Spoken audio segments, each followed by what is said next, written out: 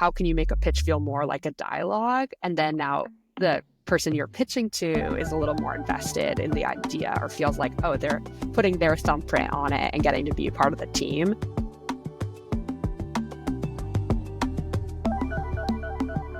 Everybody, happy Friday and welcome to the Unscripted Files. My name is Madelyn Cunningham and I am a development producer in the unscripted industry, bringing you stories from the minds behind your favorite form of entertainment. Today, I have a really interesting one for you guys. A friend of mine who is also a development consultant. So networks, production companies bring her in to help them develop shows, create materials. Today, we're diving kind of deep behind the scenes of what is involved in show development and then her advice for nailing a pitch, which goes way beyond this industry. If you're in sales, if you're in creative, being able to engage with the people that you're presenting to is massive. And she has just many good nuggets of information. It's also just interesting to kind of get a behind the scenes look on how something goes from an idea all the way to getting in front of a buyer. So here is my interview with my friend and development consultant, Yael Egnal.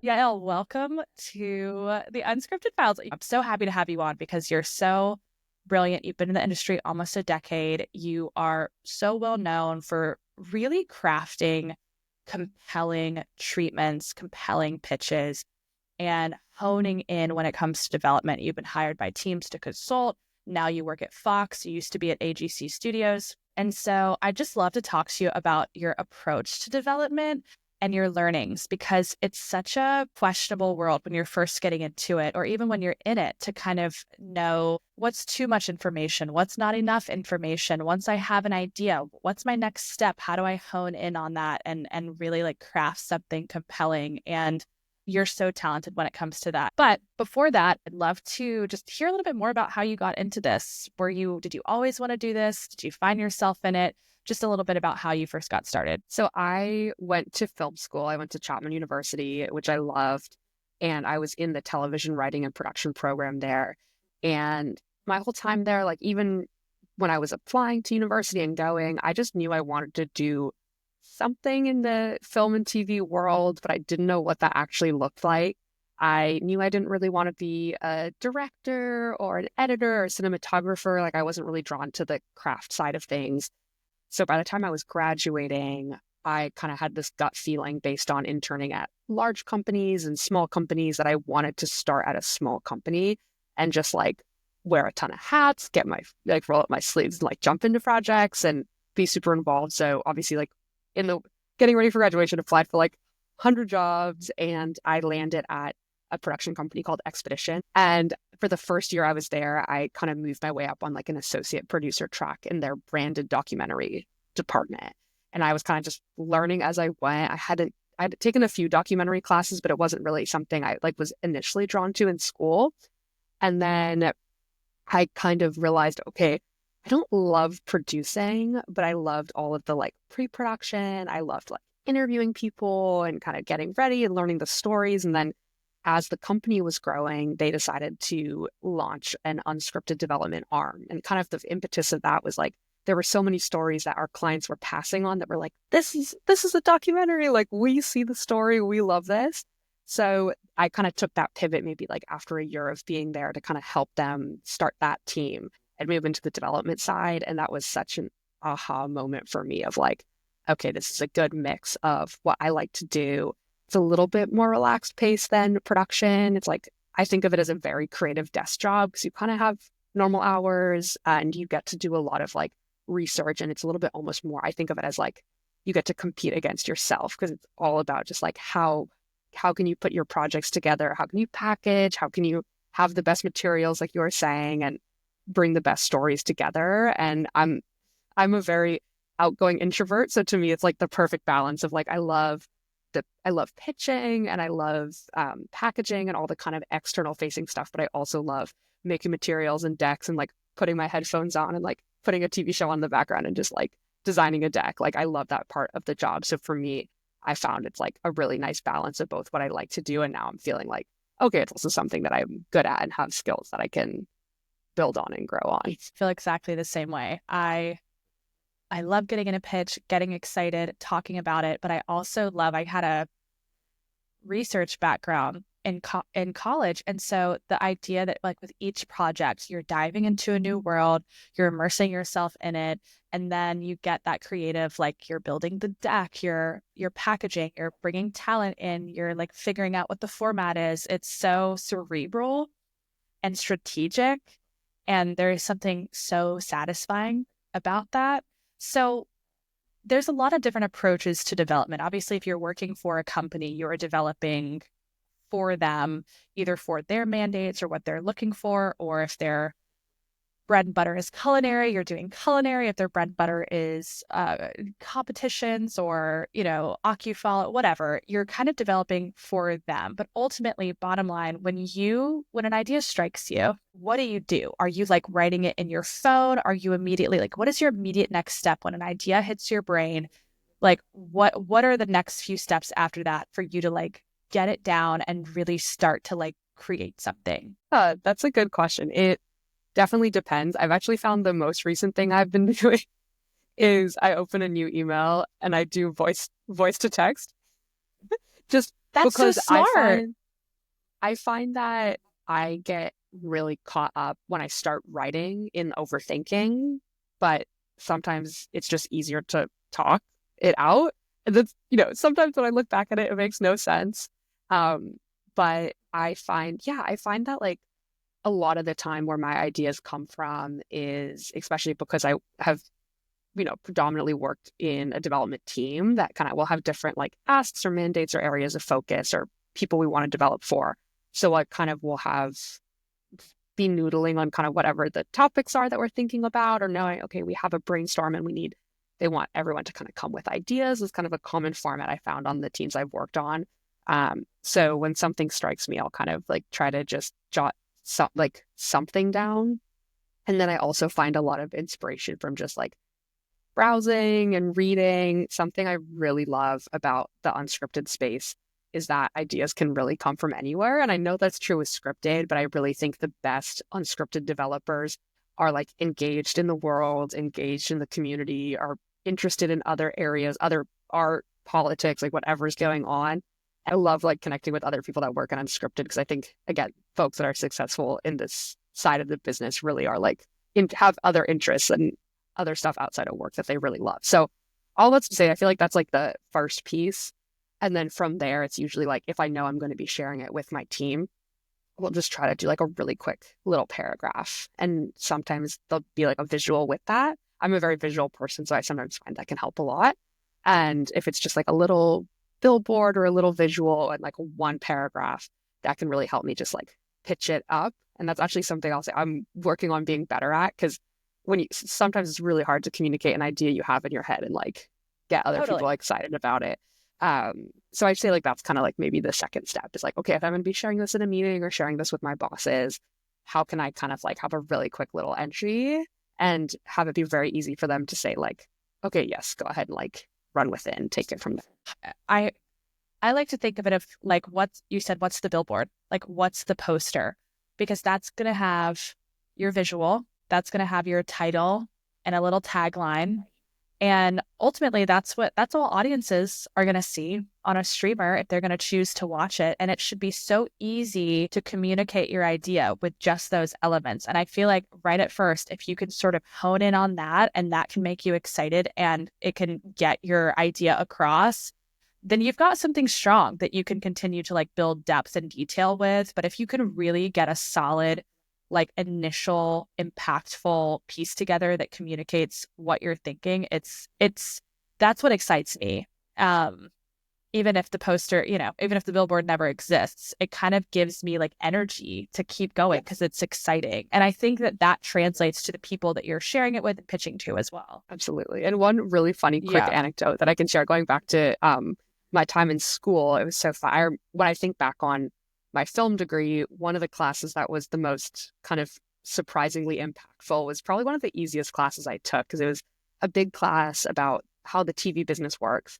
And every week you would like come up with ideas and everyone would like, you'd come up with a title for a show and you would like partner with advertisers and kind of just try to emulate kind of how the industry works.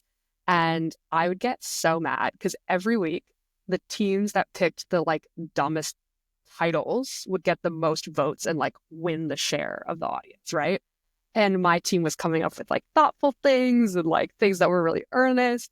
And then now, once I got into Unscripted and I look back at that, I was like, that is now what I'm doing. Like, I'm developing things based on the title first. You figure out what the idea is, or you have a really good idea for a title that sparks something. And it's just, I think that kind of goes hand in hand with that Billboard piece of like people are having to make decisions so quickly and you want loud and buzzy and clear. And it's so simple and so hard to do at the same time to do it right. It totally is. I love a title first and then build backward. And we hear that a lot too, from executives who are taking pitches constantly and things where they're like, if you can't tell me in a sentence or two, then like you should be able to communicate so clearly. A voice note to email is actually so good. I do voice notes too, because it's like stream of consciousness. Because when it hits you, like you said, I, like you, get my inspiration from anywhere. Like I open up my mind to anything. And so if something hits me, I'm like, this might not make sense, but let me just spit this out in a voice memo and allow it to take shape later. But I think it's so important to like ensure that it doesn't float away, because that can happen too. And then what happens next? You see it on TV in like 2 years and you're like, wait, no, my idea. I think also once you speak, I don't know, this could be woo-woo, but once you write it down or speak it out loud, it gives it life and it starts to like grow. And I'd love to know, so, you've got the idea, you're getting the pitch together, the initial sort of, the log line is kind of, what the term is in the industry. When you are building out a treatment or a deck, what are kind of some non-negotiables for you? Obviously, every project is different, but what are some things that you always include that you feel like are so crucial to kind of getting the essence of the pitch across? Yeah, that's I think first and foremost, like we just mentioned, the log line piece, like having that really clear and really tight. And as the kind of idea maybe grows and evolves, like not forgetting to go back and kind of make sure that's still a correct reflection of the project that you're building. And I will say too, I think right now I'm very much in format land. So I think that's probably where a lot of what I'm going to be sharing probably is. I could definitely talk a little bit more separately about, I think, like documentaries and docuseries. There's a lot of similar pieces, but I think there's some pretty core different ways that I would like put those together and tell those stories. But I think for the most part, yeah, just having a very clear concept of like how like you're visually and verbally communicating the idea and having that feel really cohesive throughout, if that's like tone, if that's images. And I think too, just being able to, as succinctly as possible, like we were just talking about, be able to just say what the show is, what it looks like. And as much as possible, I'm looking like, how can I point holes where if I saw this, what questions would I have? And how can I reverse engineer putting those answers in? So for example, let me see, like right now I'm working on a food format and it kind of has a very unique set. And it's like, okay, the first thing I'm doing is like drawing diagrams of what the set's going to look like. So I can communicate, okay, in the first round, they're here, in the second round, they're there, and it's happening at the same time and showing that. And then, so when people are reading it, okay, cool, I'm going to read this piece. That makes sense. What does the set look like? And then when you go to the next slide, that answers that question. So really just thinking about the logical flow. And I think a big thing I didn't realize when I first started is I think I thought this was a lot more formulaic, like a template. You can just like use a little basic deck template and have the same information. And it's definitely not the case. Like I think every project's really different. So to me, that's like a critical thinking piece of that just takes a little bit of like taking a step back, having that metacognition to say, okay, like I know what I'm trying to say. I know what my end goal is and like what are good ways to get there. And it's not going to be the same for every project. And I think like that's where also getting to work with the team is really helpful. Like I love when I can like really trust my colleagues just to say, hey, this is like V1. What do you think? And they can ask questions and I can fix it. Like I think that's been such a big part of like just seeing what other people do and where other people can maybe like have a question. And instead of being like precious of like, no, you just don't get it. It's like, oh, okay, that actually is a problem. And I'm going to figure out a way to address that creatively. So very long-winded way to say, I think there's like no one size fits all other than just having like a very clear sense of like what the show is and how you're trying to communicate that. I look at some of my early decks and they were too long. They were too long. Like it's so painful. And I remember one of them, I was like, I had a mood board for every location mood board, this mood board, character mood board, this, and like it was 20 something slides long, and it was gorgeous, but it was way too much because you also have to you're communicating, but like when you're pitching either to a partner, to a production company, or straight to a buyer, a network or streamer, they know.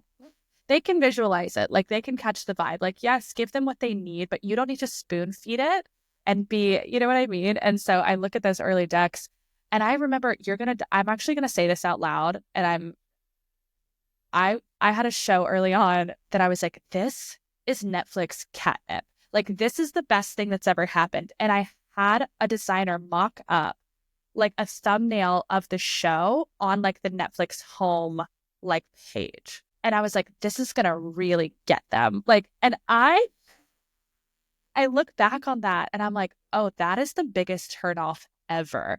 Because it's like presumptuous. It's like, there's like so much in it where you're like, this is going to really allow them to visualize this on their platform. And that's just not what they're looking for. Do you have any sort of like, when you look back at earlier work that you did, is there like a specific thing that you look at that just makes you cringe now? Yes. Well, I was actually going to say to that point, I think this is actually a really good piece of advice that I think about a lot in materials is a really successful kind of like sales piece. And I think this is like whether it's like to send to a partner internally or a network is like actually leaving a little bit of room for imagination where people start to want to contribute and be like, oh, what if you did this? Even if you have that idea maybe in your back pocket, that can be a really constructive conversation you can have in a pitch. Like that's something I've also learned. And this comes with like confidence and time of like, how can you make a pitch feel more like a dialogue? And then now the person you're pitching to is a little more invested in the idea or feels like, oh, they're putting their thumbprint on it and getting to be a part of the team. Which is both how I like to work that way with good people, but also it kind of like, again, gives your project like a little bit of just feeling like, oh, okay, this is like mine. I really want to champion this and I really want to be a part of it too. So all of us to say with your examples with the mood boards, I totally get that. And I think that's somewhere where I'm like, you kind of want to give a lot, but you can leave a little bit of room for the imagination at the same time. No, I would say like, I think to answer your question, I think like, when I look back at some of my early decks, it's just like a lot of text on each page and just super dense. And certain projects do behoove that, especially once you get into like more of like a series Bible or you're like getting a little bit more in the weeds. But in terms of like, I think especially now what I'm doing in more of the format space, like really top line, really quick to read, like less is more. And again, that's not easy. It's not like, oh, I only need 3 pages. It's like, okay, that actually can be like kind of hard to figure out exactly what you're putting on each page. I'm trying to think. I think that's probably the biggest one is just like blocks and blocks of text where I'm like, yeah, I go cross-eyed looking at it now. Exactly. So in that same vein, was there a hard lesson early on that you had to learn? We were talking about this a little bit earlier too, letting rejection just roll off of you. I have seen friends and peers in the industry just get like so broken down by rejection and so take it so personally. And I think that was a big lesson I learned early on. And I think our generation and younger, I think is better about it, is being able to see like, okay, I know if you put your best forward with your project and you were like open-minded and like taking feedback and doing everything you can, if a network, if it's not right for their 3 hours of programming they're commissioning for the quarter, like it's just not going to get made. And that there's like nothing you could have done. And they're going to pick up another season of a repeat show instead. And that's just the decisions that are being made. So I think a big thing for me, and this is like a personal philosophy in like my personal life and my work life, is I really try to look at a Venn diagram of like what's in my control, what's not in my control, and like just really focusing my energy on like what's in my control. And that's like better ideas, better materials, networking, like thinking about how I'm selling something, like all of that's in my control. But like what slots a network has are not in my control, but I can respond to that. So I think that just being able to see rejection, understand it, but like really can't take it personally in this business. I could not agree more. I would say the exact same thing. Rejection, it's part of it. There's no getting around it. My first couple of big ones, I was just like, okay, I've got to go ahead right now and come up with a process for how I'm going to deal with this. Because if I'm going to be successful and have longevity in this career, this is going to happen 100 more times. It is because they're stepping stones to yeses, essentially. And so you're exactly right. It's just something along the lines of not taking it personally, taking it constructively, and also knowing that this whole industry as well is about relationships. And so maybe that pitch was to someone you hadn't even created a relationship with, or you didn't have a rapport with. And so you're like, okay, they're not buying it. They're not taking it. Fine. But I have now created a line of communication with them. I know I showed up well in that pitch. I know my materials were compelling and smart. That's a win for me. And so I think it's really tough, but I do think if you're going to have longevity and stamina, because this industry also, it takes so long to get projects off the ground, you have to go ahead and come up with kind of a process and a blueprint for dealing with those tough rejections and things, and like do what you need to do and then get right back to it the next day, because you're exactly right. It's out of your control, and you're going to like, let's find the good in it and know that more are coming. You're never going to avoid them, especially if you're doing your job well, 100%. And I think how you said like stepping stones is like such a great way to look at it, because I've definitely seen that where I know like when I'm contributing to a team and I hear in a room, even if they're passing, but oh, the deck is amazing and the deck looks really good. And I know that was a big part the best thing you can ever hear, like for me personally. And then I know I'm like, okay, that's setting us up for success on the next one. When they see a deck coming in from us, they're going to be excited to open it, going into it with a good mindset. And I think too, another kind of on a similar note too, with like something I think that a lot of producers have been struggling with is with the consolidation of our industry, there's less and less executives to pitch to. And so you really have to be very thoughtful. And the last two teams I've worked on, I've been very thoughtful about, okay, this project's with this executive. They're still thinking about it. We can't rush it with them. So their time is super precious. And you have to be very thoughtful about how you're approaching even just asking for those meetings to have those pitches. And I think that when you've had that goodwill and that good rapport, and it's a joy to get on a call and talk to you, it's going to be like very visually fun to look at the materials. They'll be just more, I think people just go into those meetings a little more open-minded versus I've been even on like more of a studio side when there's producers who like send something and you open it and it's like one paragraph on a Word doc. They've not put any thought into it.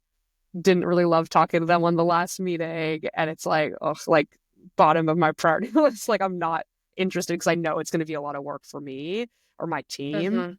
Versus when I see something come in, let's like super thought out, super fun, super clear. It makes it a lot easier to be like, no, this maybe isn't right for us, but keep coming, or like, yes, and this is really interesting and we want to change this or do that and kind of build it out together. And again, especially as like an individual producer or a smaller production company that's looking to partner, that's like a really good place to be in, and you want to build off of that. Yeah, 100%. And I think that if someone's receiving your pitch, they've also done this. So you have to be able to, just in your materials, communicate that you are passionate, you're dedicated, you've given this some thought, you've worked on it, because that is a signal of what your future collaboration together could look like. Like it signals so much more than just the show. I think it also is a reflection of you as a person, as a producer, as, a developer, whatever. And that it's just so important to ensure that things are tight, and also that they make sense for who you're pitching to. And that's another thing we see often is that, the concept is the same, but who you're pitching to, what they're looking for, what demographic they're trying to speak to, it's all different. So ensuring that each verbal pitch and also each deck that you're doing like is speaking to them. Yes. And like you said, you're initiating a dialogue. It's not just a TED talk. You know what I mean? Absolutely. And some Yeah. other, on a similar vein too, I think some other advice that's like super easy to do is like both tailoring, I think tailoring your, sorry, maybe this isn't easy. Tailoring the material to each place you're taking it to is really, really good kind of big picture thing. But even some specifics, like I saw this today actually with like a pitch from another producer where the date was on the materials. And even if Oh, it's subconscious, I'm just like, this is old. Like other people, I'm like, other people have seen this versus like simply if you just didn't say 2023 on it, that doesn't even cross my mind. it's pretty bad. I don't date anything. Okay, so you've secured the pitch, right? You've sent it out and they want to hear about it. Do you have any specific way or things that you always do in pitches that you feel like have been successful, whether your concept has been bought or not? What are some like big do's and don'ts for you when you're actively pitching? Yeah, I know we also touched on this a little bit. I think the biggest thing, and this is kind of intangible and it's going to be different for every person, is like as much as possible, make it feel like a conversation. And this is where I think that like, I know it's so cliche and cringy, but the storytelling piece is really at the heart of what we do. And being able to really effectively share it like a story, kind of find a good way. What's the little intro hook? How are we going to carry it through? I think that's just a really good big picture way to think about if you were calling your best friend to tell them about what you're doing at work and like explaining the project you're working on, that's like a better tone than having it feel like a TED talk, exactly like how you said. I love that. Yeah. How are you talking to your best friend about it? That's great. Yeah. Yeah. And I think some big don'ts. Number one thing is do not just read all the bullet points on your slide if you're sharing your screen. So sometimes even we'll make a deck that's different for the pitch versus what we send either before or after if we do like a follow-up or a leave behind deck. And when I've done that in the past, I'll still do the full deck first because you want to have the idea and everything together. And then when we're getting ready for the pitch, I'll like strip back some of the text or maybe it's just images. Again, depends on the project. But all of that's to say, like, do not just read verbatim. Like, again, think of it as a conversation. And then the other kind of pet peeve, I've had it kind of on both sides, like when I've been pitched things and also when I'm pitching something, is like as much as possible, really factor in time for questions or a conversation at the end. So I've had pitches where wall to wall, it's like everyone's talking the whole time. And then there's 30 seconds left and the person you're pitching is like, I'm so sorry, I have a meeting that's starting in a minute. And you just miss out on like such valuable just gut feedback, questions, poking holes, or like good reactions to emphasize. All of that stuff just kind of gets left on the cutting room floor. Versus if you leave that time in, it's really helpful. So I always kind of go into it assuming you're going to have to do the whole pitch and walk them through everything. The best chef's kiss is when you get into a meeting and the exec's like, I read the deck, I saw the tape, I want to ask questions and I want to talk about it, but you have no control. You have no control over that happening. So you kind of have to be prepared for that and be also prepared that they're like, hey, I'm swamped. I've had no time. Just tell me what you're working on and I'll let you know what I think. So there's so many, like, kind of be like a Nathan Fielder.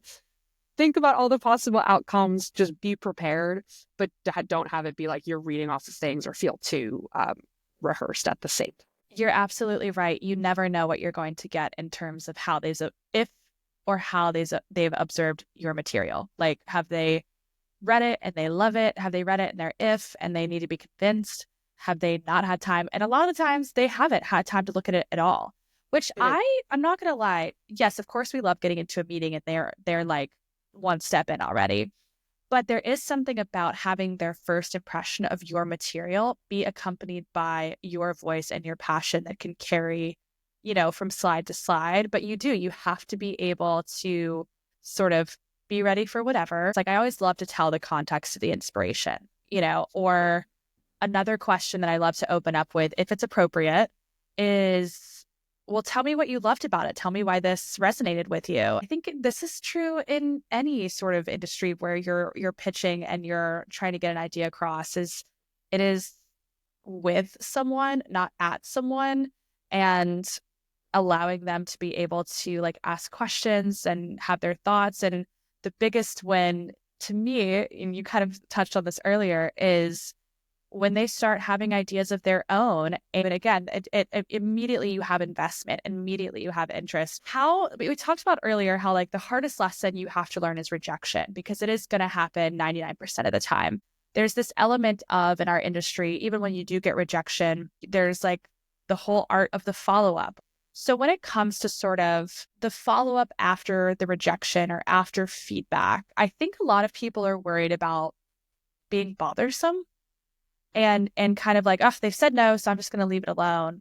What is your approach when it comes to nurturing relationships, following up and responding to feedback in that way? That's a really great question. And I think it's a really delicate balance of doing that appropriately. And I think there's a few factors that come into play, right? So your relationship with the person you're following up with, if you have a more friendly, casual relationship, it can be a little bit more casual. If it's someone that's, maybe a little bit more of just a professional relationship and you don't have maybe a level of candor, just being really thoughtful about using the time and making sure it's constructive. Because I think at first, especially when I was starting out, I'd be like, oh, they said no, they don't want it. And yeah, that's not always the done. case. And I've worked with people too that, can just also the other end of that spectrum is like globbing onto every single word and like not actually listening to what is being said. So I think that it's in the middle of like, I always try to take really, really thorough notes when I'm getting feedback, and then also taking a step back to try to like really understand where they're coming from and not being shy to like ask follow-up questions instead of just making assumptions. So I'd say like, I think there is a really key, I think having good follow through is really key. And also just being intentional and thoughtful, respectful of their time. So if I was in a pitch and they said like, hey, this is really interesting, it is a space we're in, but like, these are the kind of the changes we'd need to see, I would go back with my team and we'd like talk about how we're going to redo the deck, and just like as quickly as possible, just kind of try to strike and get back to them with those changes if we feel like if it actually does work. So I think that is the biggest thing. And like we were talking about with the stepping stones, I just like love that analogy. It's like, how can you kind of use the conversation where it's not a waste of anyone's time, even if the idea wasn't right for the person you're pitching to? It is like, what can I take from this? If they don't want culinary, how can I follow up with this person and see what they do need? And it is an art, because there is bothersome follow-up, especially when someone feels like, oh, you're not really listening. And there's also an art, this is a whole other conversation we can get into, about sending people pitches that don't work for them. They're not in that space. It's not in their mandates. It's not on their programming. So you also have to be careful about just firing out things that aren't relevant to them, to waste their time, because then anything else you send them, it's a kind of a cried wolf situation where they're like, they don't seem to get it. They don't seem to get what we're looking for. And so I find that restraint is also kind of a key element that you have to have as well, that I, had to learn.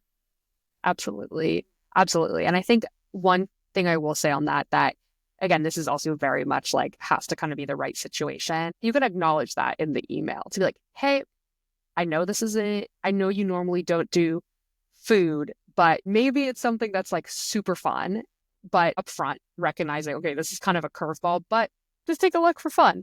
And it takes a lot of the pressure off, and they're probably still going to say this isn't right for us, but it allows you to like, again, have some conversation, maybe show off a really fun idea.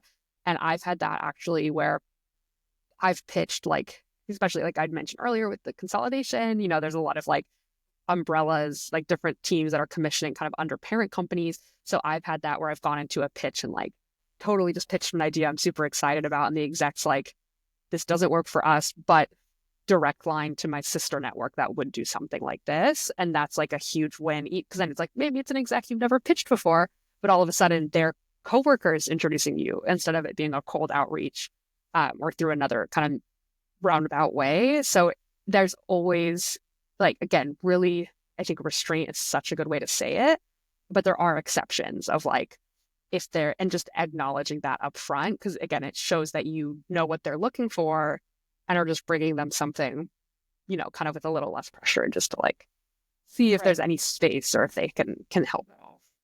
Totally. It's so interesting how your gut learns to kind of intuitively handle each and every situation and follow up and pitching.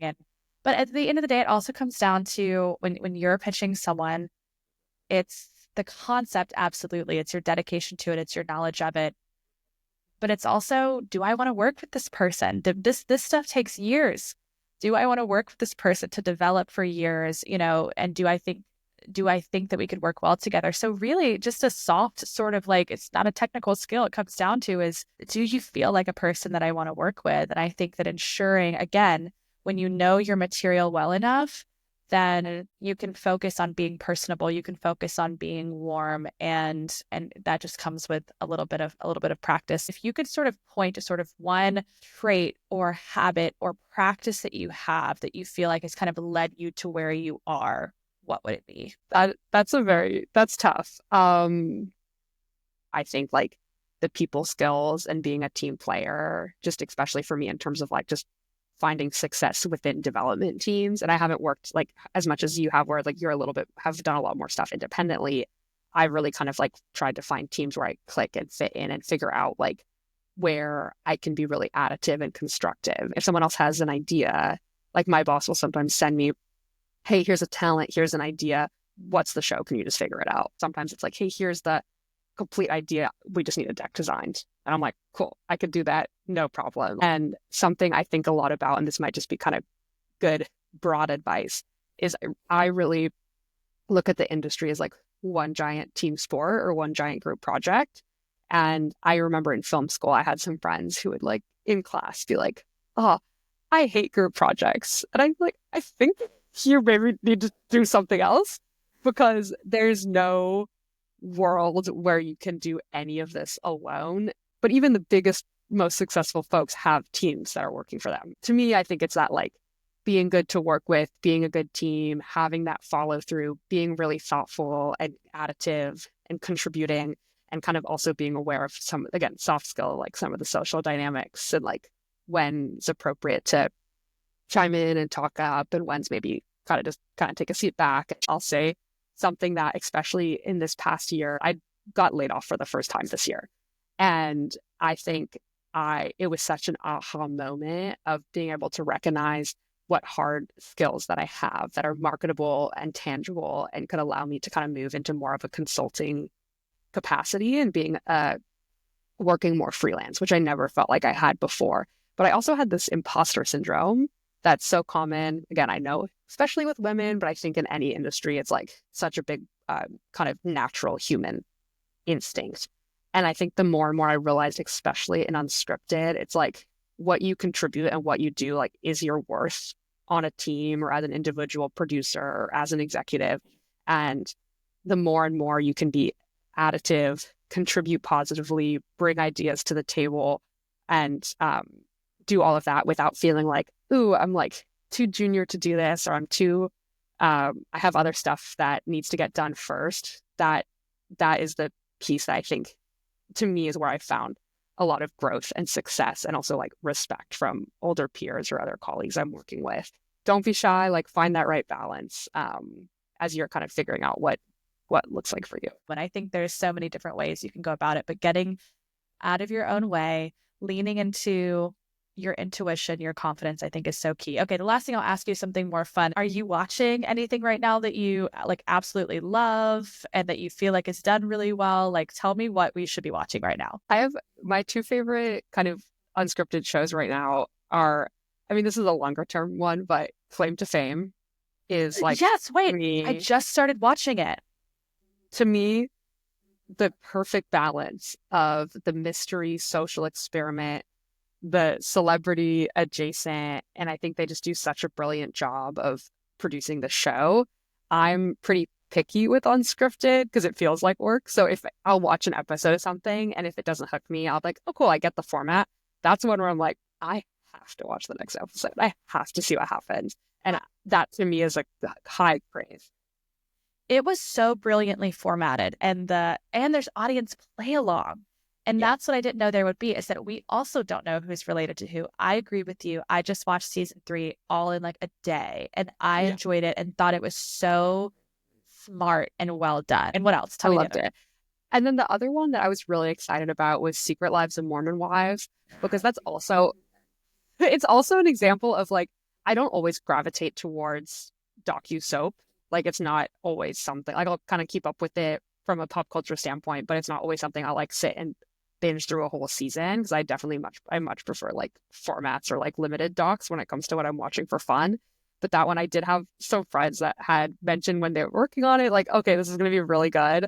And the marketing came out, and they actually like invested in the marketing for the show, but also had influencers that were self-marketing it.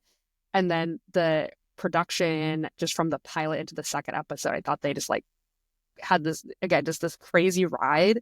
And then I love that there's this social element of when I go on TikTok, I'm seeing what they're all doing now, and it just feels like the show's still going. But the show, something that's really hard, I think, with when you do shows about influencers is I always think about this, especially kind of being like cusper, like young millennial, is like, if I could go and watch this content on TikTok or YouTube for free, like, why should it be a TV show? That's always like a bar that I try to think of when I develop with like digital talent or kind of like anything that touches in that space. And I thought they just did such a good job of like actually delivering a like high level docu. So that was like super fun, but just felt way more in depth than what you get on TikTok. And then when I go on TikTok, it's like kind of silly. They're like alluding to and referencing the show. And the last thing I'll say, something I just thought, again, being a like working in the industry and like loving reality TV, is the meta, like they just reference the Kardashians all the time, which I just think to me was like post-modern art. Like, it's just so self-referential. insane. Yes. And I just really love that. So, and then the last thing I'll say, because this is also just a good rec, I loved it. This summer, I read Emily Nussbaum's book, Cue the Sun, about the history of reality TV, and would highly, highly recommend. I devoured it.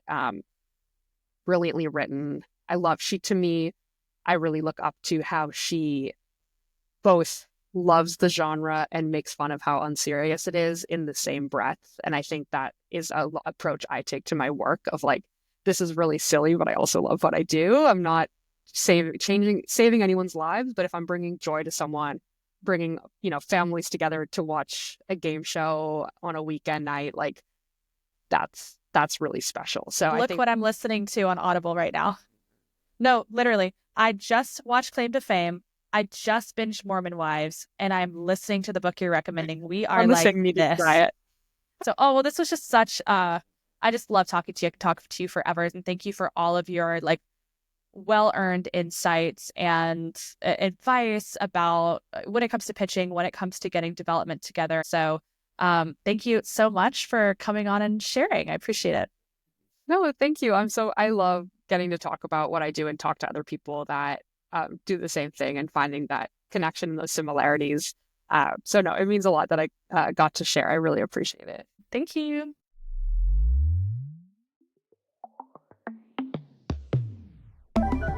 I love smart women. I love talented women. I love women who are so good at what they do. Sometimes it's hard to recognize the growth that you've had. And so even getting to reminisce on early on decks that I was developing or questions that I had, I don't know. It's just sometimes we have to take a moment to go, oof, I used to have questions about this. I used to have no idea how to do it. And now I can do it in my sleep. And that matters. And that growth and that movement forward matters, even if you are sometimes feeling like you're standing still. I hope you guys have a great weekend. I am still watching Traitors. I'm watching The Bachelor. Love is Blind, which just came out last week, which is getting really interesting. I feel like I'm trying to figure out what my whole shtick would be on Love is Blind. Because I feel like people, like your personality does not develop without the influence of how you look. Like, look at comedians, right? There is a lot of comedians who absolutely tailor their comedy to their physical appearance or the physical manifestation of themselves, right? I'm sorry, it's true. So trying to figure out, like, if they can't see my red hair, then like what, who cares? I give up, right? That's like the whole bag, is being a freckle-faced strawberry. A book that has been banned. We won't talk anymore about that. And this is why I could never be on Love is Blind, because all I do is yap. So I have some really interesting guests coming up that I'm super excited for you guys to listen to. Thanks so much. We'll see you next week on The Unscripted Files.